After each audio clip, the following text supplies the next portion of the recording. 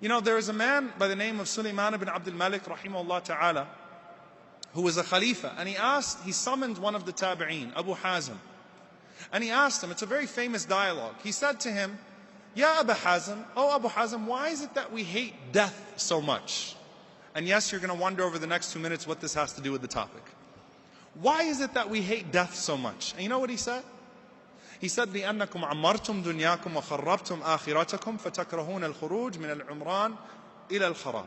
He said, because you have established yourselves in this world and you have destroyed everything in the hereafter, so you would hate to transition from that which you have established to that which you have destroyed. You've built yourself up in this world and you have left no currency for the hereafter. And so naturally you would hate to transition from that which is established to that which you've done nothing for. From that which is known to that which is unknown. What does this have to do with our relationships? You know, as people, we have this cognitive dissonance where we will jump to those parts of our lives where we feel like we are successful, and we will tank in those parts of our lives where we feel like we are failing. What does that mean? You're doing well at work, but your family life is going down the drain. Your marriage is unraveling. But when you leave your household, people tell you you're amazing. You're successful. You're great. Your boss pats you on the back. Your colleagues adore you. Everyone adores you. You're a great friend. You're a great community member. You're wonderful outside of your home. But your marriage is unraveling.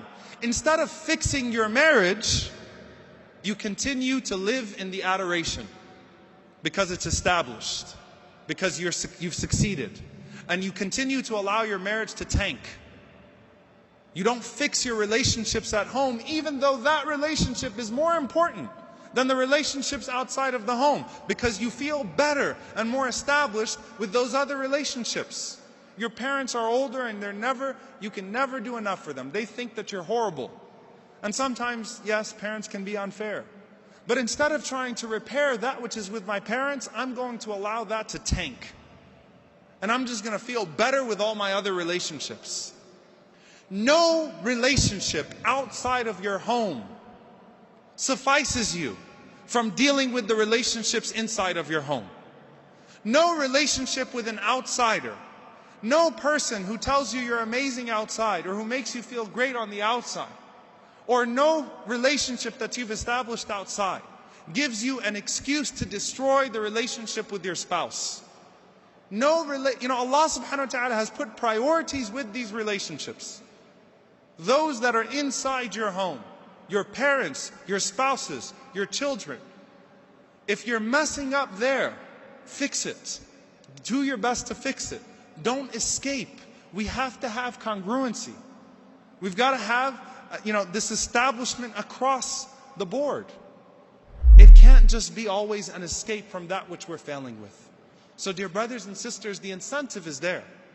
Allah subhanahu wa ta'ala has placed upon us a mighty incentive. Allah subhanahu wa ta'ala has placed upon us a responsibility to make things right.